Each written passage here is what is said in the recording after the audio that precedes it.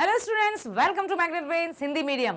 मैं लाली वर्मा आप सभी 12वीं कक्षा के विद्यार्थियों का बहुत बहुत स्वागत करती हूँ। जैसा कि अभी अभी मैंने एक कमेंट पढ़ा कि मैडम आप लगता है वन शॉट रिवीजन लेकर नहीं आ रही हैं। आपने झूठ कहा था ना कि आप वन शॉट रिवीजन लेकर आएंगी। बेटा आ रही हूँ, थोड़ा सा धैर्य रखो। आई नो कि आपकी परीक्षा 7 फरवरी से है, जब तक हम पूरा कंप्लीट कर लेंगे, चिंता नहीं करना है। हाँ ठीक है, तो एक बार फिर से आप सभी का मैग्नेट ब्रेन्स हिंदी में स्वागत करती हूं। लेकर आई हूं आज आपकी पाठ्य पुस्तक दिगंत का पाठ 2, उसने कहा था।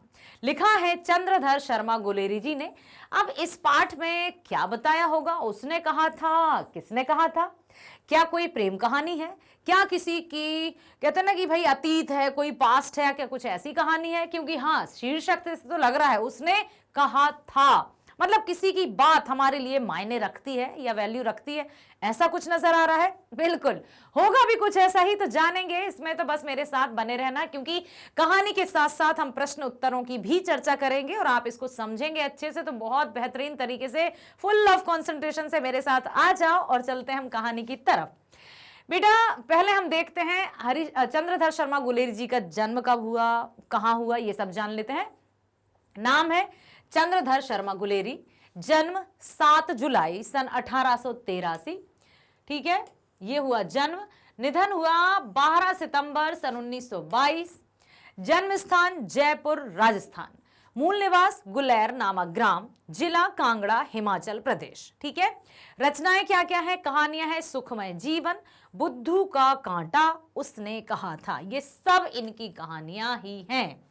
ठीक है, आज जो हम पढ़ने जा रहे हैं वो उसने कहा था। और उसने कहा था ये एक ऐसी कहानी है जिसको सुनने में आपको मजा भी आएगा और आप साथ ही साथ कर्म, धर्म और अपना जो व्यक्तित्व है या हमारी जो व्यक्तिगत संबंध होते हैं, अर्थात किसी से हमारे नहीं कि भाई भले ही हम दूर रहते हैं लेकिन हमारा आपसे आत्मीय संबंध हो गया है, तो उस तरह का भी आप इसमें जान पाओगे। ठीक है, तो अब उसने कहा था में हम चलते हैं कि किसकी बात है।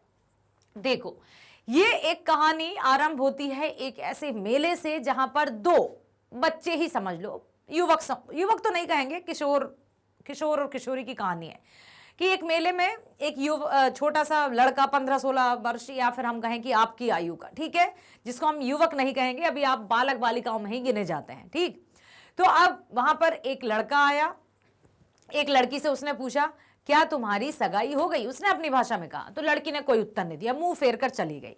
फिर उसने यही कहा, अरे भाई क्या तुम्हारी सगाई हो गई? उसने कहा हाँ हो गई। तो अरे भाई कुछ नहीं, मैं तो बस पूछ रहा था। लेकिन उसके मुंह से जब उसने ये सुना कि हाँ उसकी सगाई हो गई, तो बेचारे लड़के का तो जैसे दिल ही टूट गया। हो सकता है उसके मन में उसके प्रति प्रेम की भावना हो और वो ये चाहता हो कि मैं इसके साथ अपना परिणय संबंध बांध लूं और हमेशा के लिए इसका जीवन साथी बन जाऊं। तो इस तरह से अब समय बीत गया, बहुत वर्षों बाद, फिर कुछ वर्षों बाद, जबकि वो युवक होकर अपनी अच्छे से मतलब पारिवारिक उसमें रख चुके थे अपना कदम। फिर एक समय और जो युवक था वो लहना सिंह था, पंजाबी था, मतलब एक बहुत ही अच्छा सैनिक में भर्ती हो गया सेना में, और वहां जाकर उसने अपनी देश रक्षा के लिए अपना जीवन न्यौछावर कर दिया। फिर किसी ऐसी परिस्थिति आई है जब वो लहना सिंह सूबेदारनी से मिलता है। सूबेदारनी मतलब वो लड़की जो सगाई का हाँ कहकर चली गई थी। ठीक है, और वो उसको देखते ही पहचान गई, ये तो वही लड़का है जो मुझसे बार बार पूछता था कि तुम्हारी सगाई हो गई क्या। तो उसने वही याद दिलाया कि तुम्हारी सगाई हो गई क्या। अचानक जब लहना सिंह ने देखा, सुना, और उसने देखा कि अरे ये तो वही है, फिर सूबेदारनी उसके सामने ये कहती है और आंचल फैलाती है कि प्लीज, मतलब प्लीज कहने का तात्पर्य कि कृपया मेरे पति और मेरे बेटे को बचा लीजिए। तो लहना सिंह ने अपनी जान की परवाह ना करते हुए उसके सुहाग और उसकी गोद को उजड़ने से बचाया। यहां पर यह बात आती है कि जिससे हमारा संबंध आत्मा से हो जाता है, फिर वो जीवन पर्यंत के लिए जुड़ जाता है, भले ही कोई सामाजिक बंधन से जुड़े या ना जुड़े। कहानी को ध्यान से सुनना बेटा। कहानी का प्रारंभ अमृतसर नगर के चौक बाजार में एक 8 वर्षीय ही थी, छोटे छोटे थे। ठीक है, बालिका थी 8 वर्ष की और बालक था 12 वर्ष का, सिख। उनके छोटे से वार्तालाप से होता है, दोनों ही बालक बालिका अपने अपने मामा के यहां आए हुए थे। बालिका 8 वर्ष की, बालक 12 वर्ष का। बालिका और बालक दोनों सामान खरीदने बाजार आए थे। ठीक है, कि बालक मुस्कुरा के बालिका से पूछता है, क्या तेरी कुड़माई हो गई? कुड़माई मतलब सगाई हो गई। इस पर बालिका कुछ आंखें चढ़ाकर कहती है, धत, कहकर वहां से चली जाती है। लड़का मुंह देखता रह गया। ये दोनों बालक बालिका दूसरे तीसरे दिन एक दूसरे से कभी किसी दुकान पर तो कभी कहीं टकरा ही जाते, और वही प्रश्न वही उत्तर एक जैसा हुआ कि बालक ने वही प्रश्न पूछा और बालिका ने उत्तर दिया। कैसा दिया कि जो लड़का ने सोचा भी नहीं था कि उत्तर ये होगा, और बोली, हाँ हो गई। ठीक है, इस तरह से उसने कहा कि हाँ मेरी सगाई हो गई। इस उत्तर को सुनकर लड़का चौंक पड़ा। बहुत मतलब उसको धक्का लगा कि अरे ये क्या हुआ। उसने कहा, कब? लड़की ने कहा, कल, देखते नहीं ये मैंने रेशम से कड़ा हुआ दुपट्टा पहना है, शॉल। तो और यह कहकर भाग जाती है।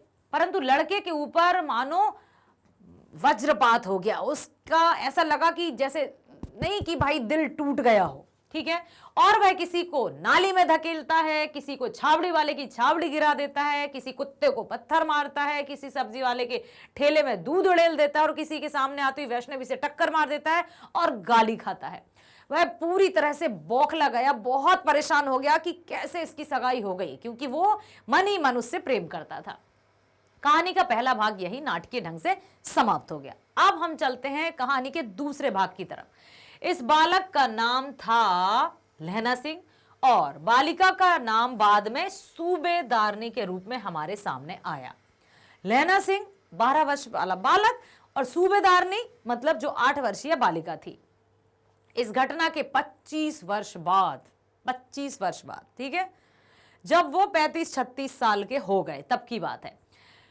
कहानी का दूसरा भाग शुरू हुआ। लहना सिंह युवक हो गया और जर्मनी के विरुद्ध लड़ाई में लड़ने वाले सैनिकों में भर्ती हो गया, और वह अब 77 राइफल में जमादार है, मतलब वो सेना में भर्ती हो चुका था।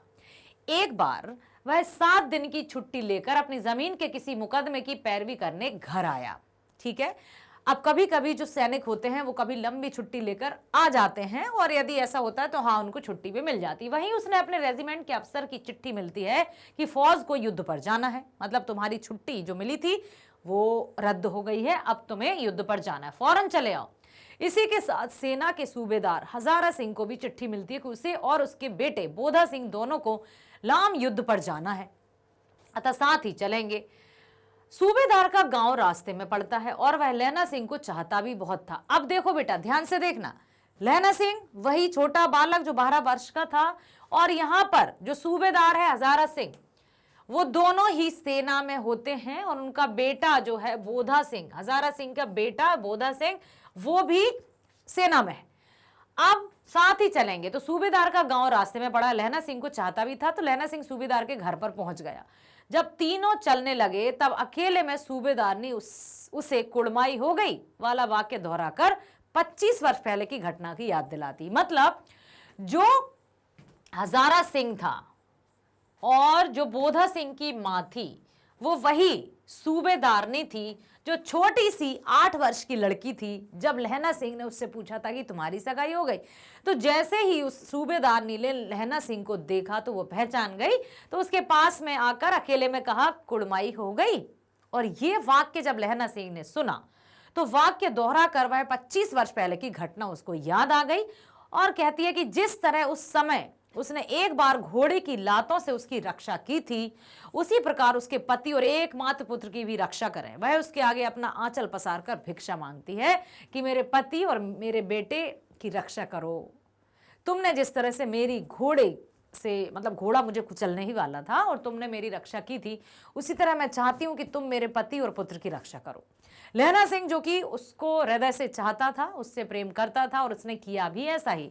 तो उसने कहा था, समझ में आया, उसने कहा था, तो उसने मतलब उसके अंतरात्मा या उसकी प्रेम की बात की जा रही है कि जब व्यक्ति किसी को आत्मा से प्रेम करता है तो उसकी बातों को भी वो पूरी शिद्दत के साथ निभाता भी है। ठीक है, ऐसा ही हुआ लहना सिंह के साथ।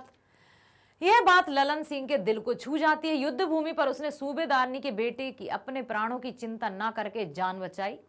लहना सिंह है वहां, ठीक है, पर इस कोशिश में खुद घातक रूप से घायल हो गया लहना सिंह ने जब देखा कि सूबेदारनी ने अपने पति और बेटे को बचाने की बात की है तो उसने बिल्कुल उसी तरह से उनके पति और बेटे की जान बचाई, लेकिन उनकी जान बचाने में वो खुद गंभीर रूप से घायल हो गया।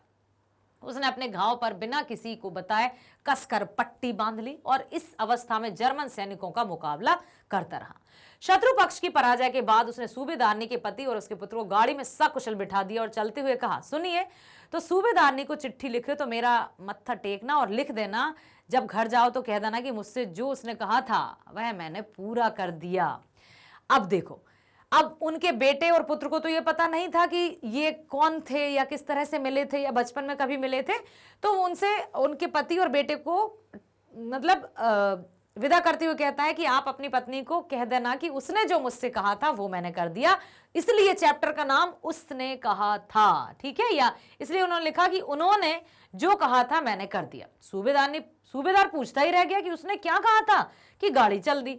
बाद में उसने वजीरा से पानी मांगा और कमरबंद खोलने को कहा, क्योंकि वह खून से तर था तथा मृत्यु निकट होने पर जीवन की सारी घटनाएं चलचित्र के समान, जैसे फिल्म चलती है ना, उसकी तरह घूम गई और अंतिम वाक्य जो उसके मुंह से निकला था वह था, उसने कहा था।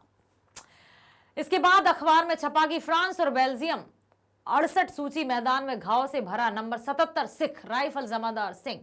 इस प्रकार अपनी बचपन की छोटी सी मुलाकात में हुए परिचय उसके मन में सूबेदारनी के प्रति जो प्रेम उदित हुआ था, उसके कारण उसने सूबेदारनी के द्वारा कहे गए वाक्यों को स्मरण रख उसके पति और पुत्र की रक्षा करने में अपनी जान दे दी, क्योंकि उसने कहा था। उसने कसकर पट्टी बांध ली थी ताकि वो जो कौन थे, जो सूबेदारनी के जो पति और पुत्र थे, उनको पता ही नहीं चला कि ये भी गंभीर रूप से घायल है, लेकिन उन्होंने बहुत अच्छे से विदा कर दिया। और साथ ही जब समाचार पत्र में ये छपा कि 77 राइफल्स जमादार सिंह, ठीक है, उन्होंने अपने मतलब शहीद हो गए या खुद ऐसे, क्योंकि उन्होंने अपने मन में जो सूबेदारनी के प्रति प्रेम उदित हुआ था, उसके कारण उसे सूबेदारनी के द्वारा कहे गए वाक्यों को स्मरण रख उसके पति और पुत्र की रक्षा की और अपनी जान दे दी, क्योंकि उसने कहा था, उसके प्रेम ने कहा था, उसकी आत्मा ने उसको चाहा था। इसलिए कहते हैं ना कि प्राण जाए पर वचन न जाए। किसी को चाहने का तात्पर्य यह नहीं कि हमें उसे हासिल करना है या हम जो चाहते हैं वो वैसा करें। प्रेम पवित्र होता है बेटा, प्रेम पवित्रता से जुड़ा है, प्रेम परमात्मा से जुड़ा है, प्रेम त्याग से जुड़ा है, प्रेम समर्पण से जुड़ा है। और प्रेम तो कहते हैं ना परमात्मा का दिया हुआ ऐसा उपहार है। जिसके मन में प्रेम की भावना है वो हमेशा, प्रेम ऐसा नहीं है कि प्रेम सिर्फ प्रेमी और प्रेमिका ही प्रेम करते हैं। प्रेम मन में होगा तो सबके प्रति प्रेम की भावना होगी। हम किसी के प्रति इसी तरह से किसी भी तरह के कटु भाव नहीं रखेंगे, बदले की भाव नहीं रहेगी, क्योंकि जहां प्रेम है वहां नफरत नहीं है ना।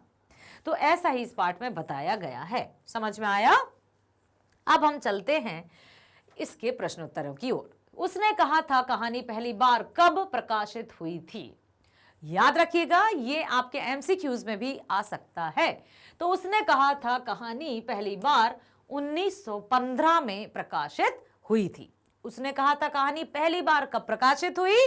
1915 में प्रकाशित हुई। अब है दूसरा प्रश्न कि उसने कहा था कहानी में किसने किससे क्या कहा था? उसने कहा था कहानी में लहना सिंह ने लहना सिंह से सूबेदारनी ने कुछ कहा था। यस, तो उसने कहा था कहानी में सूबेदारनी ने लहना सिंह से कहा कि जिस तरह उस समय एक बार घोड़े की लातों से उसकी रक्षा की थी, उसी प्रकार उसके पति और एकमात्र पुत्र की भी वह रक्षा करे। वह उसके आगे अपना आंचल पसार कर भिक्षा मांगती है। यह बात लहना सिंह के मर्म को छू जाती है, मन को छू जाती है, और उसने स्वयं के प्राणों की आहुति देकर अपने प्रेम को प्रसन्न किया। मतलब अपने प्रेम, उसके प्रेम ने जो उससे मांगा ना, वो उसने दिया, खुशी खुशी दिया। तो उसने कहा था, समझ में आया किसने कहा था बेटा? सूबेदारनी ने लहना सिंह से कहा था कि जिस प्रकार तुमने मुझे एक बार घोड़े से बचाया था या घोड़े की लातों से उसकी रक्षा की थी, उसी तरह उसके पति और इकलौते पुत्र की भी रक्षा करे। और उसने ये भी कहा कि आंचल पसार कर मैं तुम्हारे सामने भिक्षा मांगती हूं कि मेरे पति और पुत्र को बचा लेना। तो लहना सिंह ने ऐसा ही किया। अगला प्रश्न है कहानी का शीर्षक उसने कहा था सबसे सटीक शीर्षक है? अगर हां तो क्या आपके लिए कोई दूसरा शीर्षक सुझाना चाहेंगे?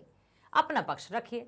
यदि आपको लगता है कि जो कहानी का टाइटल या शीर्षक, टाइटल होता है, कभी कभी बच्चे शीर्षक में कंफ्यूज हो जाते हैं और शीर्षक को क्या समझ लेते हैं, शिक्षा। तो क्या कहते हैं, हमें इससे यह शीर्षक मिलती है कि बेटा शीर्षक अर्थात टाइटल, ठीक है। तो क्या आपको लगता है कि कहानी का शीर्षक उसने कहा था सही है? क्या आपको लगता है कि उसने कहा था कि जगह आप कोई दूसरा टाइटल दे सकते हैं? यदि आपको लगता है तो बिल्कुल अपने विचारों को व्यक्त कीजिए। जहां तक कहानी के शीर्षक का सवाल है, उसकी उपयुक्तता स्पष्ट है, उसने कहा था। मतलब बिल्कुल कि जो उसका टाइटल दिया है वो एकदम सही है, ठीक है।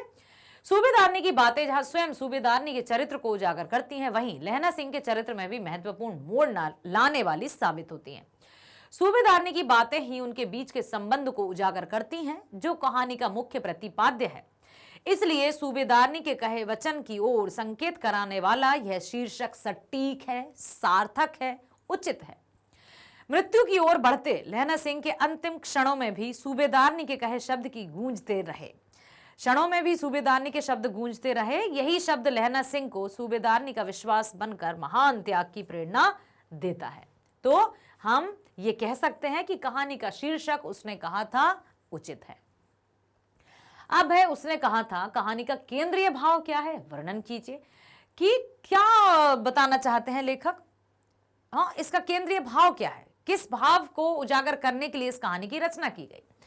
तो उसने कहा था, प्रथम विश्व युद्ध की पृष्ठभूमि में लिखी गई कहानी है। चंद्रधर शर्मा गुलेरी जी ने लहना सिंह और सूबेदारनी के माध्यम से मानवीय संबंधों को नया रूप प्रस्तुत किया है। उनका कि मानवीय संबंध जो भावनात्मक तरीके से जुड़े होते हैं, जो आत्मीयता से जुड़े होते हैं, वो प्राण जाने पर भी उन बातों को या उन संबंधों को कोई तोड़ नहीं सकता। जैसा कि लहना सिंह को आपने देखी है, लहना सिंह सूबेदारनी के अपने प्रति विश्वास से अभिभूत होता है, और क्योंकि उस विश्वास की नींव में बचपन के संबंध हैं, सूबेदारनी का विश्वास ही लहना सिंह को उस महान त्याग की प्रेरणा देता है। क्योंकि सूबेदारनी का यह विश्वास था कि लहना सिंह मेरी रक्षा हमेशा करेगा, और इस तरह से उसका विश्वास ही लहना सिंह को प्रेरणा के रूप में स्वयं के प्राण त्यागने तक को विवश कर देता है। और उसने अपने प्राणों को खुशी खुशी न्यौछावर किया मातृभूमि पर, देश की रक्षा में। साथ ही साथ अपने वचन को निभाने के लिए, उसके विश्वास को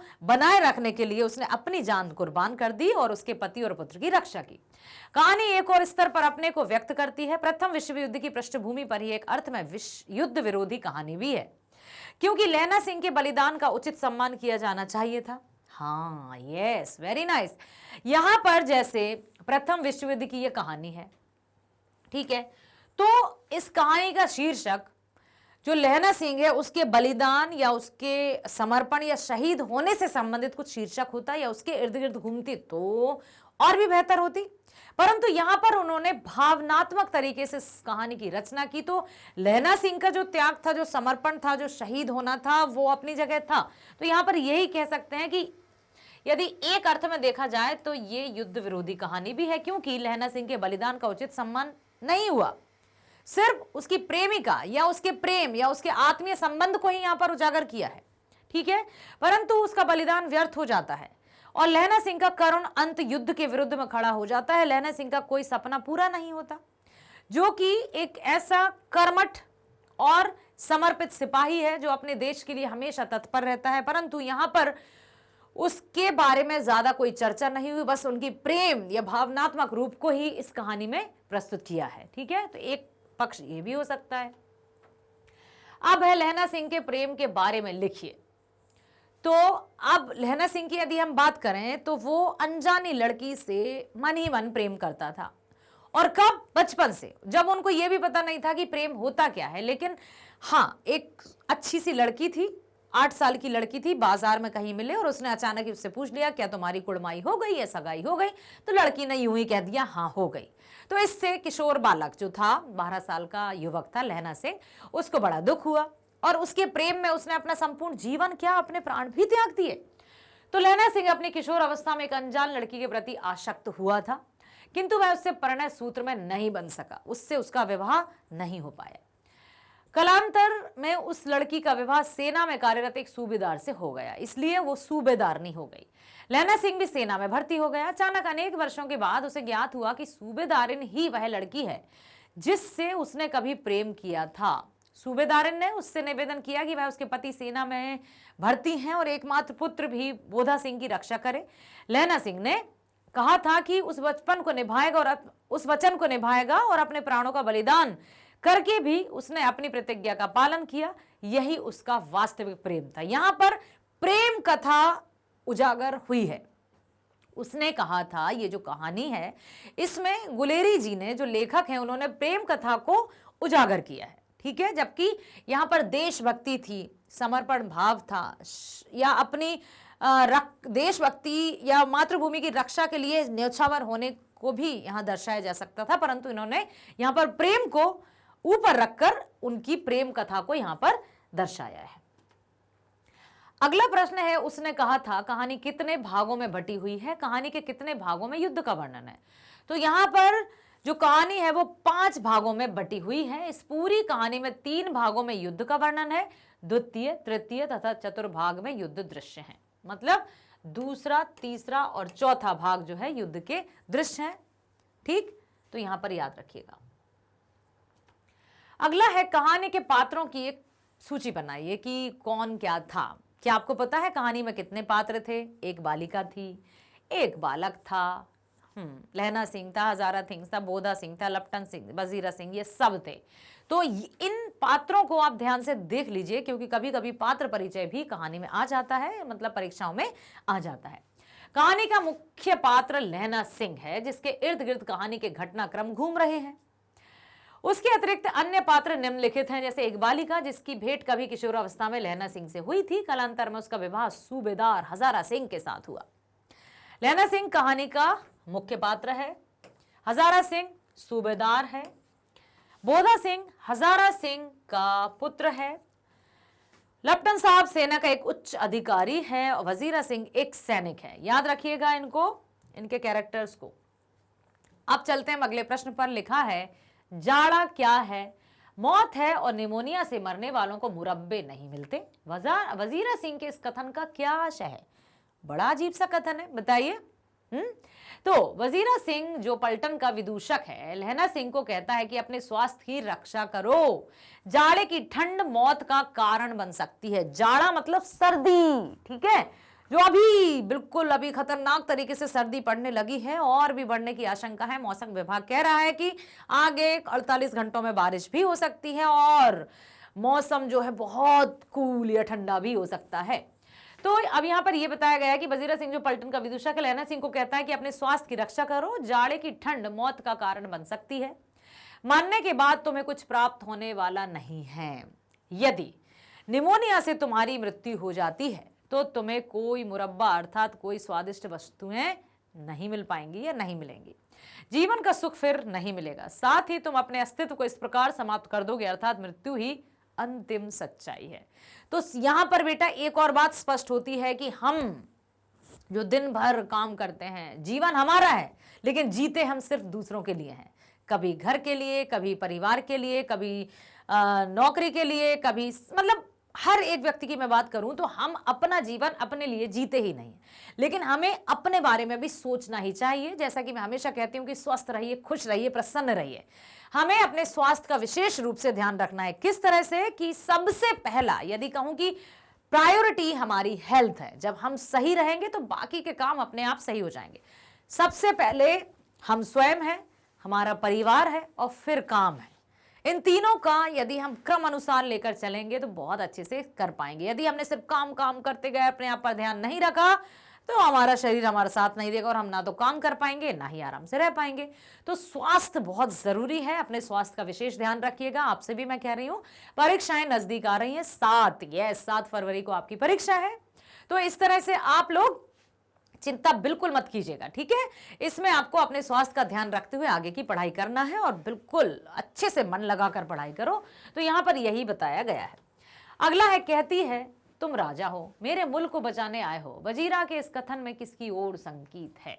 यह कथन उस देश, संभवतः फ्रांस की एक महिला का है। उसके बंगले के बगीचे में जब वजीरा सिंह अथवा उसके अन्य साथी जाते हैं तो वहां की मालकिन उक्त महिला इन लोगों को फल, दूध तथा अन्य भोज पदार्थ बहुत प्रसन्न होकर देती है और उसके लिए उनसे पैसे नहीं लेती। उससे इस बात की प्रसन्नता है कि उस उक्त सैनिक इसके देश को जर्मन हमलावरों से रक्षा करने के लिए आए हैं, अतः वह उन सैनिकों को अपना रक्षक मानकर उनका स्वागत सत्कार करने को तत्पर रहती है। ठीक है, अब हम चलते हैं अगले प्रश्न पर जो है 10वां। लहना के गांव में आया तुर्की मौलवी क्या कहता है। ठीक है, तो लहना के गांव में एक तुर्की मौलवी पहुंचकर वहां के लोगों को प्रलोभित करता है। प्रलोभित मतलब उनको अपने लोभ में लाने की कोशिश करता है, मतलब लालच उनको देता है। वह उन लोगों को मीठी मीठी बातों से भुलावे में डालने का प्रयास करता है। वह गांव वालों को कहता है कि जब जर्मन शासन आएगा तो तुम लोगों के सारे कष्ट दूर हो जाएंगे, तुम लोग सुख चैन की वंशी बजाओगे, तुम्हारी सारी आवश्यकताएं पूरी हो जाएंगी। कौन कहता है? एक तुर्की मौलवी। और वो इस तरह के प्रलोभन देता है कि लोग उनके विरुद्ध खड़े ही ना हो और उनके मन में इस तरह का लोभ लालच आएगा तो वो उनके सपोर्ट में आ जाए। ये उसका एक झूठा आडंबर था जिससे संभव था जो वहां के लोग थे वो प्रभावित हुए कि नहीं, बताना जरा। चलो, तो आशा करती हूं कि उसने कहा था, किसने कहा था? सूबेदारनी ने कहा था। किससे कहा था? लहना सिंह से कहा था। क्या कहा था? कि जिस तरह एक बार तुमने मुझे घोड़े की लातों से बचाकर मेरी रक्षा की थी, उसी तरह से मेरे पति और पुत्र की भी रक्षा करना मैं आंचल फैलाकर तुम्हारे समक्ष भिक्षा मांगती हूं। तो लहना सिंह, जो कि उसने स्वयं की प्राणों की बाजी लगा दी और उसके पति को और पुत्र को जीवित सुरक्षित घर पहुंचा दिया। क्यों? क्योंकि उसने कहा था, उसकी प्रेमिका ने कहा था, जिससे वो बचपन से प्रेम करता था, पवित्र प्रेम करता था, और उसने उसकी बात को निभाया या वचन को निभाया। तो प्यारे विद्यार्थियों, इसी तरह से आप ध्यानपूर्वक हर एक चैप्टर को पढ़ना। मैं हर चैप्टर को आपके समक्ष लेकर आऊंगी, चिंता मत करना। जैसा कि अभी कमेंट दिया था ना कि मैडम आप झूठ बोल रहे हो, हमें वन शॉट रिवीजन नहीं ला रहे हो, लेकर आ रही हूँ बेटा, थोड़ा सा पेशेंस रखो। आ रहे ना, हर एक कहानी को हम पढ़ेंगे, समझेंगे। तो बने रहना मेरे साथ, स्वस्थ रहना, खुश रहना। Bye bye, thank you so much.